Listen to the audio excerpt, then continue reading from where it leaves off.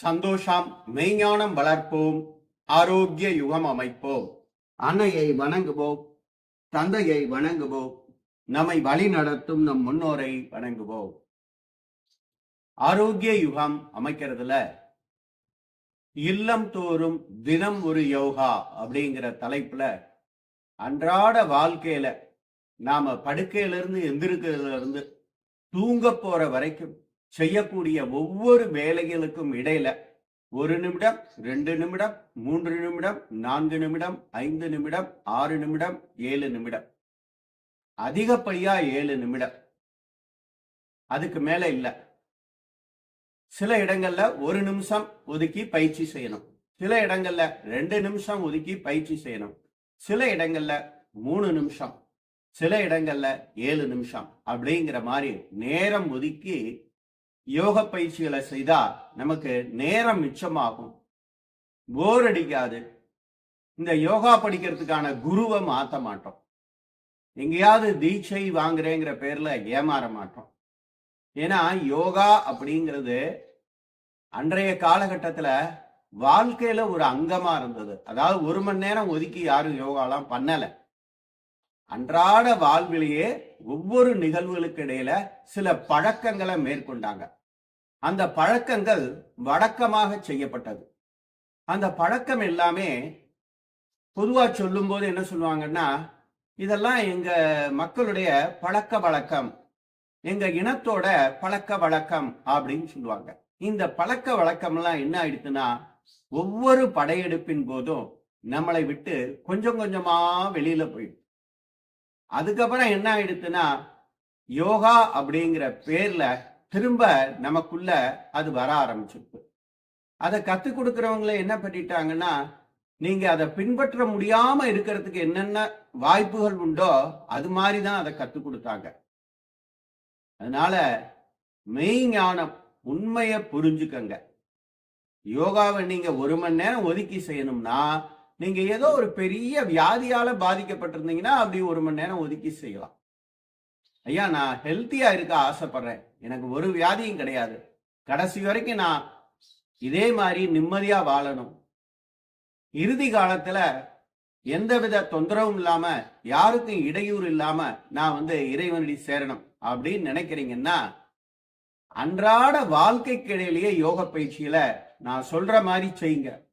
அதனால்தான் இதற்கு தலைப்பே இல்லம் தோறும் தினம் ஒரு யோகா அப்படின்னு வச்சேன். இதுக்கு முன்னால ஒரு 5 காணொளி பார்த்தோம். படுக்கையிலிருந்து எந்திருக்கும் போதே கண் பயிற்சி செஞ்சு மூளையை சுறுசுறுப்பா வச்சுக்கலாம். படுக்கையிலிருந்து எந்திருக்கும் போதே சூரிய நமஸ்கார பயிற்சி மாதிரி எந்திருந்து உடலை சுறுசுறுப்பா வச்சுக்கலாம். பல் துளக்கி முடிச்ச உடனேயே, முகம் அலம்பின உடனேயே கபாலபதிங்கிற பயிற்சியை செஞ்சு ஒவ்வாமையில இருந்து பாதுகாத்து கொள்ளலாம். எப்பதெல்லாம் ஒவ்வாமை ஏற்படுவதாக உணர்கிறோமோ அப்பொழுதெல்லாம் கபாலபதி செய்து ஒவ்வாமையிலிருந்து பாதுகாத்து கொள்ளலாம். இந்த ஒவ்வாமைய அலர்ஜி அப்படின்னு ஆங்கிலத்துல சொல்லுவாங்க, வேற ஒண்ணும் இல்ல. ஏன்னா சிலர் உடனே, ஐயா எனக்கு அலர்ஜி இருக்கு, அதுக்கு ஏதாவது சொல்லி கொடுங்கிறீங்க. காரணம் என்னன்னா, எல்லாருமே நிறைய படிச்சிருக்கீங்க, ஆனா உங்களை நிறைய முட்டாளாக்கி இருக்காங்க எல்லாருங்கிறத புரிஞ்சுக்கணும். அந்த முட்டாளாக்கி இருக்காங்கிறத புரியிற வார்த்தை தான் கர்ம வினை, முன்னோர் சாபம், பித்ரு சாபம். யாராவது நம்மளுடைய தாத்தா பாட்டி நம்மளை சபிப்பாங்களா? அது யாருக்குமே புரிய மாட்டேங்குது.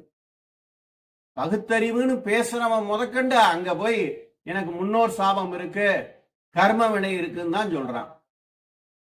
அதுக்காக தனி ஐயரை வச்சு பூஜை பண்றான். கோயிலுக்கு போகாத, ஐயர் உங்களை ஏமாத்துறாருலாம் சொல்லி பகுத்தறிவுன்னு சொல்லி பூத்துறவனே அவனே பயந்துட்டு என்ன பண்றான், தனியா ஐயரை வச்சு பூஜை தான் பண்ணிட்டு இருக்கான். ஏன்னா அந்த கர்ம வினைங்கிற வார்த்தையை வச்சு நடக்கக்கூடிய வியாபாரம் தான் ரொம்ப பெரிய வியாபாரம். அதனால தயவு செய்து புரிஞ்சுக்கங்க, வாழ்விலோட யோகா பண்ணுங்க, நிச்சயம் வாழ்க்கை முழுவதும் எந்த சந்தர்ப்பத்திலையும் நீங்க வெற்றி அடைவீங்க. அந்த கபாலபதிக்கு அப்புறம் என்ன சொன்னேன், மலம் கழிக்கிறதுக்காக எளிய முறை பவன முக்தாசனம் ஒன்று சொன்னேன். அப்புறம் அதுக்கு ஒரு 6 பயிற்சி காணொலியா வெளியிட்டிருக்கேன்னு சொல்லி அந்த லிங்கையும் உங்களுக்கு டிஸ்கிரிப்ஷன்ல கொடுத்தேன். இன்னைக்கும் அந்த லிங்கை டிஸ்கிரிப்ஷன்ல கொடுக்குறேன். அந்த 6 பயிற்சிகள்ல தினம்தோறும் ஒண்ணுன்னு கூட செய்யலாம். இல்லாட்டி ஏதாவது ஒரு பயிற்சியை கூட செஞ்சு சுலபமா மலத்தை கழிச்சுக்கலாம். அதுக்கப்புறம் என்ன சொன்னேன்? சுக்குமல்லி காப்பி கண்டிப்பா சாப்பிடணும். டீ காப்பி சாப்பிட்றத அறவே தவிர்த்திடணும். ஏன்னா டீ காப்பியோட விலை அதிகபட்சமே 100 ரூபா தான். ஆனா அதை வச்சு நடக்கக்கூடிய வியாபாரம் பல கோடி ரூபாய். முதல்ல முடி பாதிக்கும், முடி உதிரும், முடி வெள்ளையாகும், முடி குட்டையாகும். அடுத்து தோல் பாதிக்கும், அடுத்து பல்லு பாதிக்கும், அடுத்து கண்ணு பாதிக்கும், அடுத்து நரம்பு பாதிக்கும். இவங்க உடனே அதுல அந்த சக்தி இருக்கு, இந்த சக்தி இருக்கு, இதயத்துக்கு நல்லது. ஏன் சுக்குக்கு மிஞ்சிய மருந்து இல்லை, சுப்பிரமணியனுக்கு மிஞ்சிய கடவுள் இல்லைன்னு சொல்லியிருக்கானே. காஃபி நல்லது, டீ நல்லதுன்னா ஏதாவது விஞ்ஞான பூர்வமான கூற்றெல்லாம் சொல்லிட வேண்டியது. ஏன்னா அந்த 10 ரூபா டீயை வித்தாதான் நான் இத்தனை மருத்துவத்தை உனக்குள்ள அப்ளை பண்ண முடியும். முடிக்கு மருத்துவம், தோலுக்கு மருத்துவம், பல்லுக்கு மருத்துவம், கண்ணுக்கு மருத்துவம். ஏன்னா இவங்க ஒரு பெரிய சதி பண்ணியிருக்காங்கிறத சொல்லுவேன். நரைதிரை நாசமேங்கிற வார்த்தைய திருமூலர் பாடல்ல கொண்டு சொல்லியிருக்காங்க. திருமூலர் காலத்துல கண்டிப்பா நரைதிரை இருந்திருக்க வாய்ப்பு இல்லை. ஏன்னா அன்னைக்கு காபி டீ வரல இந்த நாட்டுல. அந்த காபி டீ கோகோ இந்த பொருள்கள் எல்லாம் -டிகிரியில வாழ்றவன் சாப்பிட்டது. அவன் இங்க படையெடுத்து வரும்போது என்ன பண்ணினா, அவனுக்கு தகுந்த சீதோஷண நிலை உள்ள ஊர்ல வசிக்க ஆரம்பிச்சான். அப்ப அங்க இருந்த மிளகை அழிச்சான். அழிச்சுட்டு என்ன பண்ணா, அந்த காபி டீ கோகோவெல்லாம் விளைவிச்சு சாக்லேட்லாம் நமக்கு கொடுக்க ஆரம்பிச்சான். நம்ம வாட்டுக்கு கடல மிட்டாய் தின்னுட்டு இருந்தோம், எள்ளுருண்டா தின்னுட்டு இருந்தோம், முறுக்கு பஜ்ஜின்னு தின்னுட்டு இருந்தோம். இதெல்லாம் தப்புன்னு சொல்லி சாக்லேட்டா திங்க வச்சான். அதுல வேற முடி கலக்கிறான்னு ஒரு பெரிய பிரச்சனை ஓடிட்டு இருக்கு. அதனால தயவு செய்து சுக்குமல்லி காப்பி சாப்பிடுங்க. அடுத்து என்ன சொன்னேன்? ஒரு 7 நிமிடம், இந்த பயிற்சி மட்டும்தான் கொஞ்சம் அதிக நிமிடம், ஒரு 7 நிமிடம் ஒதுக்கி இச்சாசக்தி, கிரியாசக்தி, ஞான சக்தினா என்னன்னு உணர்ந்து அன்றாடம் செய்யக்கூடிய ஒவ்வொரு வேலையையும் விரும்பி செய்து அந்த வேலையாகவே பெரும் ஆற்றலை தருவதுதான் பிரணவ மந்திரம் அப்படின்னு ஒரு சிறப்பான காணொளி கொடுத்திருக்கேன். நீங்க எனக்கு ஏதாவது உதவி பண்ணணும்னு நினைச்சா அந்த இச்சாசக்தி, கிரியாசக்தி, ஞான சக்திங்கிற அந்த காணொலிய எல்லாருக்கும் பகிருங்க, உங்க ஸ்டேட்டஸ்ல வைங்க. இதுதான் நீங்க எனக்கு கொடுக்கக்கூடிய தட்சணை. ஏன்னா எனக்கே அடுத்தவங்க ஸ்டேட்டஸ ஃபார்வர்ட் பண்றீங்க. ஏதாவது ஒரு வியாபாரியோட ஸ்டேட்டஸ எனக்கு ஃபார்வர்ட் பண்றீங்க. நான் வியாபாரி இல்ல, நான் உண்மையை உணர்ந்தவன். நீங்களும் உண்மையை உணரணுங்கிறதுக்காக தான் ஒவ்வொரு நாளும் நான் காணொலி வெளியிடுறேன். அதனால நல்லவர்களா இருந்தா என்னுடைய இந்த இச்சாசக்தி, கிரியாசக்தி, ஞான சக்திங்கிற அந்த காணொலிய எல்லாருக்கும் பகிருங்க. ஏன்னா அந்த ஓம்கார மந்திரம் தான் உங்களை கடைசி வரைக்கும் காப்பாற்றக்கூடியது, எல்லா சந்தர்ப்பத்திலையும் காப்பாற்றக்கூடியது. ஏன்னா காரிய சித்தி எந்திரம் சொல்லி கொடுங்க, காரிய சித்தி மந்திரம் சொல்லி கொடுங்க, காரிய சித்தி தந்திரம் சொல்லி கொடுங்கிறீங்க. ஆனா அந்த தந்திரத்தை யாரும் கேட்கறது இல்ல, எந்திரம் மந்திரம் தான் கேட்கறீங்க. தந்திரம்ங்கிறது தான் அந்த சரயோக பயிற்சி, அந்த மந்திரம் அப்படிங்கிறது தான் பிரணவ மந்திர தியானம். காரிய சித்திக்கான மந்திரம் தான் பிரணவ மந்திர தியானம், காரிய சித்திக்கான தந்திரம் தான் சரயோக பயிற்சி. அதுக்கப்புறம் உங்களை வாழ்க்கையில சுகமா வச்சுக்கிறது தான் இந்த இல்லம் தோறும் தினம் ஒரு யோகாங்கிற பயிற்சி முறைகள். இப்ப அந்த பிரணவ மந்திர தியானத்தை முடிச்சதுக்கு அப்புறம் நாம என்ன பண்ணலாம்? நாம காலை உணவு எடுத்துக்கொள்வோம். இந்த காலை உணவை எடுத்துக்கும் போது என்ன செய்யணும்னா, பொதுவா நம்ம வாழ்க்கையில முன்னோர்கள் எப்படி சாப்பிட்டாங்கன்னா, முதல்ல உணவை பரிமாறி அதை பார்ப்பாங்க, உடனே சாப்பிட மாட்டாங்க. அந்த உணவை பார்க்கும்போது என்ன ஆகும்னா சலைவாய் ஊறும். அந்த சலைவாய் ஊறணுங்கிறதுக்காகத்தான் உணவுல ஜீனியும் ஊறுகாயும் வச்சாங்க. ஊறுகாய பார்த்த உடனே சலைவாய் ஊறும். அதுல மாங்காய் வச்சா இன்னும் நல்லா சலைவாய் ஊறும். ஏன்னா அதுக்குத்தான் சொல்லுவாங்க, மாதா ஊட்டாத சோற மாங்கா ஊட்டும் அப்படிம்பாங்க. அதைத்தான் பிராமின் குடும்பங்கள்ல மாவடு அப்படின்னு ஒண்ணு வைப்பாங்க. ஒண்ணு இல்ல, கண்ணை மூடி புளின்னு நினைச்சுக்கோங்க, சலைவாய் ஊறிடும். அப்ப அந்த எலுமிச்சங்காய் ஊறுகாயெல்லாம் வச்ச உடனே சலைவாய் ஊறும். இந்த சலைவாய் தான் நீங்க சாப்பிடுற சாப்பாட்டுல இருக்கக்கூடிய அந்த விட்டமின்ஸ் அதெல்லாம் பர்ன் பண்ணும். சலைவாய் ஊறி சாப்பிடணும். சலைவாய் ஊறணும்னா என்ன பண்ணணும்? முதல்ல சாப்பாடை நல்லா முழுமையா பரிமாறிட்டு அதை கண்ணை திறந்து பார்க்கணும். கண்ணை மூடி சாமி கும்பிடப்படாது. அந்த சாப்பாடை பார்த்தீங்கன்னா சலைவாய் ஊறும். அதுக்கப்புறம் மெதுவா சாப்பிடணும். அறக்க பறக்க சாப்பிடக்கூடாது. இது சாத்தியம் இல்லை நிறைய பேருக்கு. ஆனா சாப்பாடை பார்க்கறதுங்கிறது சாத்தியம். யாருக்கெல்லாம் முடியுமோ அவங்க எல்லாம் மெதுவா சாப்பிடும். அப்புறம் இன்னொரு சூட்சுமம் இருந்தது, என்ன தெரியுமா? சாப்பிடும்போது இப்படி உட்கார்ந்து சாப்பிடணும்னு இருந்தது. அதாவது இடது காலை இப்படி கட்டி அணைச்சு வலது அந்த இடது கைய இந்த இடது காலை அணைச்சுக்கணும், வலது கையால இப்படி சாப்பிடணும்னு இருந்தது. இப்படி சாப்பிட்டா செரிமானம் ஆகும்.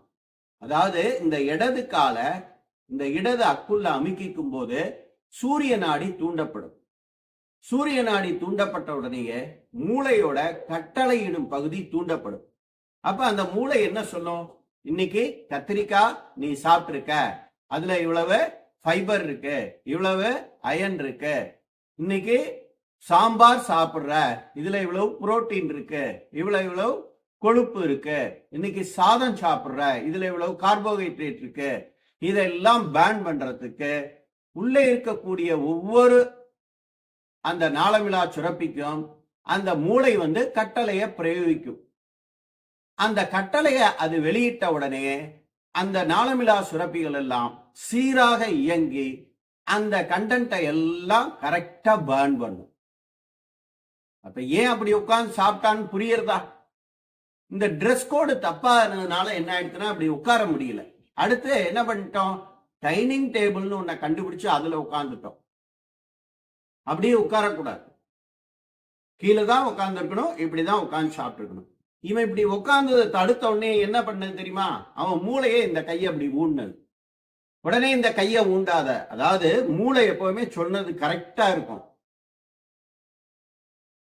மூளை எப்பவுமே சொல்றது சரியா இருக்கும். இது அப்படி ஊண்டின உடனே சூரிய நாடி தூண்டப்படும். சூரிய நாடி தூண்டின உடனே என்ன ஆயிரும்? நான் சொன்ன மாதிரி மூளையின் கட்டளையிலும் பகுதி தூண்டப்பட்டு என்னென்னலாம் சாப்பிட்டியோ அதுல இருக்கக்கூடிய கண்டென்ட் எல்லாம் ஜெரிமானம் ஆகிறதுக்காக நாளமிலா சுரப்பிகளுக்கு அந்த மூளை கட்டளையை பிரயோகிக்கும்.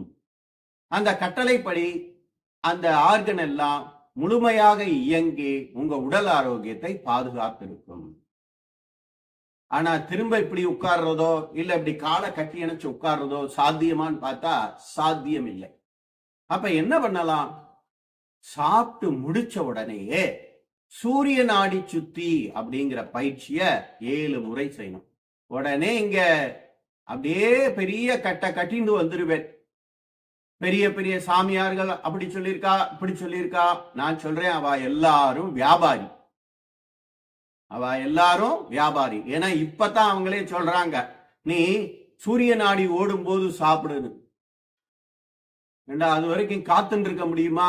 உடனே சூரிய நாடியில மூச்சு இழுத்து விட்டுட்டு சாப்பிடு, அப்படிலாம் செய்ய முடியாது. வேணா சூரிய நாடியில மூச்சு இழுத்து விட்டுட்டு சாப்பிடலாம். சாப்பிட்டு முடிச்சுட்டும் சூரிய நாடி சுத்தி செய்யணும்.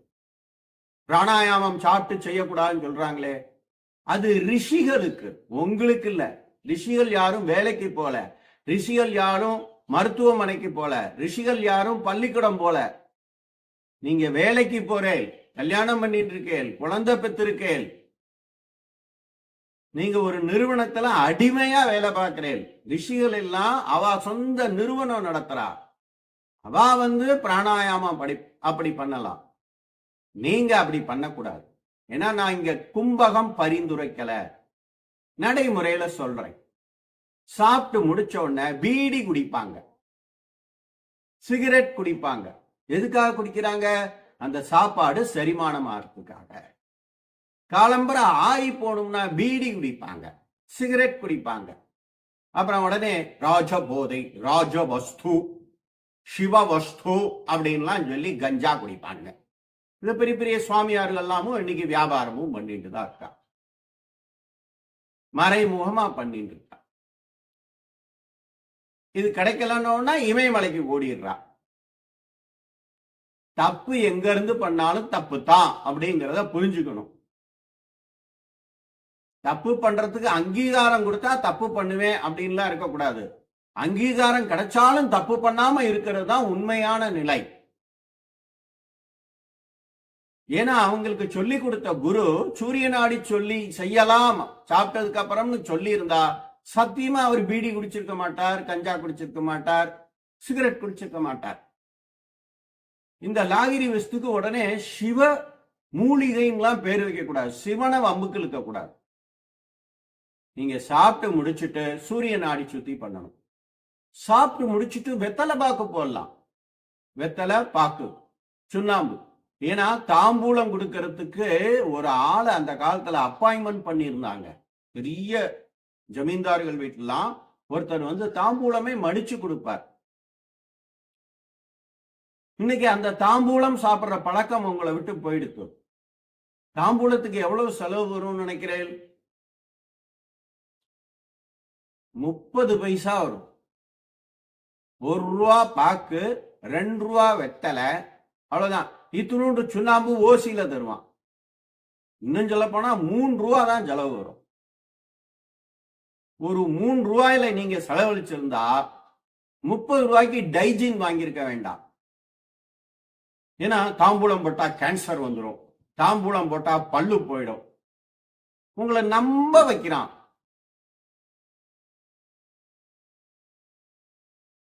ஒரே ஒரு தாம்பூலம், அந்த தாம்பூலத்துல துவர்ப்பு சுவை இருக்கு, இனிப்பு சுவை இருக்கு, நார்ச்சத்து இருக்கு, பச்சையம் இருக்கு, சுண்ணாம்பு சத்தும் இருக்கு. அப்ப எவ்வளவு நல்ல விஷயங்கள் இருந்திருக்குங்கிறது. அதை உடனே இன்னைக்கு பீடான்னு சொல்லி 5 ரூபா 30 ரூபாய்க்கு வாங்குறேன். சாப்பிட்டு முடிச்ச உடனே ஜீரணமாகணும்னா ஒரே ஒரு நல்ல வெத்தலை. அந்த வெத்தலையை பத்திய வீடியோ நாளைக்கு போடுறேன். கொஞ்சோண்டு நல்ல வாசனை பாக்கு. உடனே இந்த கொட்டைப்பாக்கு, தெக்கம்பாக்கு, சுருள் பாக்கெல்லாம் போட்டு மயக்கம் வந்து கீழே விழுந்துடக்கூடாது. நல்ல வாசனையான பாக்கு, சும்மா இத்தினூண்டு ஒரு சிட்டிகை அளவு, கொஞ்சோண்டு பட்டதோ படலையோன்னு சுண்ணாம்பு. அந்த தாம்பூலம் தரித்திருந்தா உங்க ஜீரண உறுப்புகள் சீரா, ஏன் சக்கரை வியாதியே வந்திருக்காது. அப்ப புரிஞ்சுக்கங்க. நாளைக்கு அந்த தாம்பூலம் எப்படி போட்டுக்கணும், அதை எப்படி நாம தேர்வு செய்யணுங்கிறத காணொலியா வெளியிடுறேன். இன்னைக்கு சூரிய நாடி சுத்தி பயிற்சியை தெரிஞ்சுக்குவோம். இந்த சூரிய நாடி சுத்தி பயிற்சியை எப்ப செய்யணும்? சாப்பிட்றதுக்கு முன்னால 7 தடவை செய்யலாம். முடியல அப்படின்னா சாப்பிட்டு முடிச்சுட்டு கண்டிப்பா 7 தடவை செய்யணும். சாப்பிட்டு முடிச்சுட்டு கண்டிப்பா 7 முறை. கையை அலம்பின உடனே செய்யணும். நீங்க அந்த சேர்லயோ எங்கேயோ ஒரு இடத்துல உட்கார்ந்து உடனே 7 முறை சூரிய நாடி சுத்தி பயிற்சி செஞ்சீங்கன்னா நீங்க சாப்பிட்ட சாப்பாடு எவ்வளவு தப்பான சாப்பாடா இருந்தாலும் செரிமானம் ஆயிடும். ஏன்னா இன்னைக்கு சாப்பிட்ற எந்த சாப்பாடும் உண்மையா இல்லை, நல்லதா இல்லை, எல்லாமே தப்பு தப்பா இருக்கு. அதையெல்லாம் செரிமானம் செய்யற சக்தி ஆக்சிஜனுக்கு மட்டும்தான் இருக்கு. அந்த ஆக்சிஜனை நீங்க என்ன பண்ணணும்? சூரிய நாடி வழியா உள்ள இழுத்து கார்பன் டை ஆக்சைடா சூரிய நாடி வழியா வெளியில விடணும். உள்ள போறது ஆக்சிஜன், வெளியில வருது கார்பன் டை ஆக்சைடு. அப்ப நிச்சயம் இந்த சூரிய நாடி சுத்திங்கிற பயிற்சிய காலம்பர சாப்பிட்டு முடிச்சுட்டு 7 தடவை, மத்தியானம் சாப்பிட்டு முடிச்சுட்டு 7 தடவை, ராத்திரி சாப்பிட்டு முடிச்சுட்டு 7 தடவை கண்டிப்பா செய்யணும். முடிஞ்சா சாப்பிட ஆரம்பிக்கிறதுக்கு முன்னாலேயும் செய்யணும். சாப்பாடை சாப்பிட்டு முடிச்சதுக்கு அப்புறம் கையளம்பின உடனே செய்யணும். நீங்க சாப்பிட்டு முடிச்சுட்டு 2 மணி நேரம் கழிச்செல்லாம் செய்யக்கூடாது. நிச்சயம் சூரிய நாடி சுத்தி பயிற்சியை 3 நேரமும் சாப்பிடுவதற்கு முன்னும் சாப்பிட்ட பிறகும் 7 முறை செய்து உங்கள் உடல் ஆரோக்கியத்தை பாதுகாத்துக் கொள்வீர்கள் என்ற நம்பிக்கையோடு இப்ப சூரிய நாடி சுத்தி பயிற்சியை செய்முறையா காமிக்கிறேன். இடது கைய ஆதி முதிரை, வலது கையோட 4வது விரல். இந்த 4வது விரல் தான் உபயோகப்படுத்தும். இடது மூக்க மூடிக்கிறது. மூலாதாரம் அடி வயிறுல இருந்து கால் விரல் வரைக்கும் மனசுல நினைச்சுக்கிறோம். ஹம்னு சொல்றப்ப வலது பக்கமே மூச்சை உள்ள இழுக்கணும். சோ சொல்றப்ப வலது பக்கமே மூச்சை வெளியில விடணும். ஹம் சோ. ஸ்வாதிஷ்டானம் தொப்புள் பகுதி. ஹம்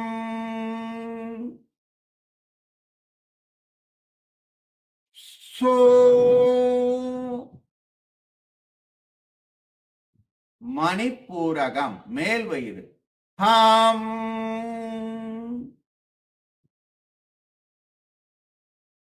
சோ.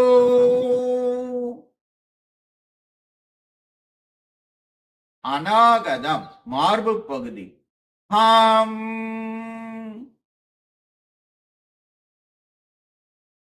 சோ.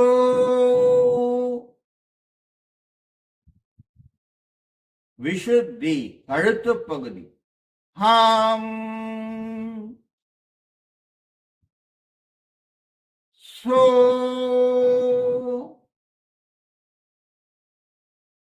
ஆக்ஞா முகம் முழுவதும். ஹம் சோ. சகசிராரம் தலைப்பகுதி. ஹம்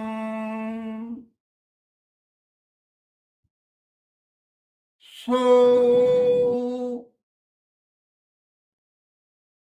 மெதுவாக தளர்த்திக் கொள்ளவும். இந்த சூரிய நாடி சுத்தி பயிற்சி செய்ய 1.5 நிமிஷம் தான் ஆகும். சாப்பிட்டு முடிச்ச உடனேயே 1.5 நிமிஷம் ஒதுக்கினீங்கன்னா உங்களுடைய உடல் ஆரோக்கியம் முழுமையாக பாதுகாக்கப்படும். அதுக்கு தான் சாப்பிட்ட உடனே உட்காராத, கொஞ்ச தூரம் நடந்து கொடுப்பாங்க. நடந்து கொடுக்கும் போது என்ன ஆகும்? நல்லா மூச்சு உள்ள போய் வெளியில வரும். இந்த உண்மையை உணர்ந்த நீங்கள் இனி வரும் நாட்களில் இல்லம் தோறும் தினம் ஒரு யோகா என்ற பகுதியை முழுமையாக கற்று நான் கூறக்கூடிய ஒவ்வொரு பயிற்சிகளையும் அன்றாடம் செய்யக்கூடிய ஒவ்வொரு வேலைகளுக்கும் இடையே நேரம் ஒதுக்கி இந்த பயிற்சிகளை செய்து உங்கள் உடல் ஆரோக்கியம், மன ஆரோக்கியம், செயல் ஆரோக்கியத்தை பாதுகாத்து என்னுடன் இணைந்து ஆரோக்கிய யுகம் அமைப்பீர்கள் என்ற நம்பிக்கையோடு விடைபெறுகிறேன். சந்தோஷம். நமது ரியல் சிம்பிள் யோகா ஃபவுண்டேஷன் சார்பாக தினமும் நீங்கள் விரும்பும் நேரத்தில் ஆண் பெண் இருபாலர்களுக்கும் தனித்தனியாக யோக பயிற்சிகள் கற்றுத்தரப்படும். நமது பயிற்சி மையத்தில் 3 நாள் தங்கி பயிற்சி பெறும் வாய்ப்பும் உள்ளது. உணவும் இடமும் இங்கேயே வழங்கப்படும். சர்வதேச அங்கீகாரம் பெற்ற யோகா ஆசிரியர்களை உருவாக்குவதற்காக இன்டர்நேஷனல் யோகா ஃபெடரேஷன் என்ற அமைப்புடன் இணைந்து யோகா ஆசிரியர் பயிற்சிகளும் கற்றுத்தரப்படும். மேற்கண்ட பயிற்சிகளில் கலந்து கொள்ள விரும்புபவர்கள் எனது தொலைபேசி எண்ணான 9789889680 இந்த எண்ணில் தொடர்பு கொண்டு பயிற்சிகள் பற்றிய விவரத்தை அறிந்து பயிற்சியில் கலந்து கொள்ளுமாறு அன்புடன் அழைக்கின்றேன். நமது real simple yoga foundation YouTube சேனலை புதிதாக காணும் அன்பர்கள் சப்ஸ்கிரைப் செய்யவும், அருகில் உள்ள பெல் பட்டனையும் பிரஸ் செய்யவும். மேலும் நீங்கள் அங்கத்தினராக இணைந்து கொள்ள விரும்பினால் ஜாயின் பட்டனை கிளிக் செய்து அங்கத்தினராக இணைந்து கொள்ளலாம். அங்கத்தினராக இணைந்து கொள்பவர்களுக்கு ஒவ்வொரு மாதமும் 3வது ஞாயிற்றுக்கிழமை, 4வது ஞாயிற்றுக்கிழமை ஆகிய 2 தினங்கள் ஆன்லைன் மூலமாக உங்களுக்கு தேவையான யோக பயிற்சிகள் கற்றுத்தரப்படும். இந்த அரிய வாய்ப்பை பயன்படுத்திக் கொண்டு அதிக உறுப்பினர்கள் நம் மையத்தில் அங்கத்தினராக இடம்பெற்று நம் மையத்தின் வளர்ச்சிக்கும் உங்களால் முடிந்த பொருளுதவியை செய்து தினம்தோறும் நான் கூறக்கூடிய முறையான ஆசனம், முறையான பிராணாயாமம், முறையான தியானம், முறையான உணவு முறை பயிற்சிகளை நாள்தோறும் கடைபிடித்து உங்கள் உடல் ஆரோக்கியம், மன ஆரோக்கியம், செயல் ஆரோக்கியத்தை பாதுகாத்து என்னுடன் இணைந்து ஆரோக்கிய யுகம் அமைக்குமாறு அன்புடன் அழைக்கின்றேன். சந்தோஷம்.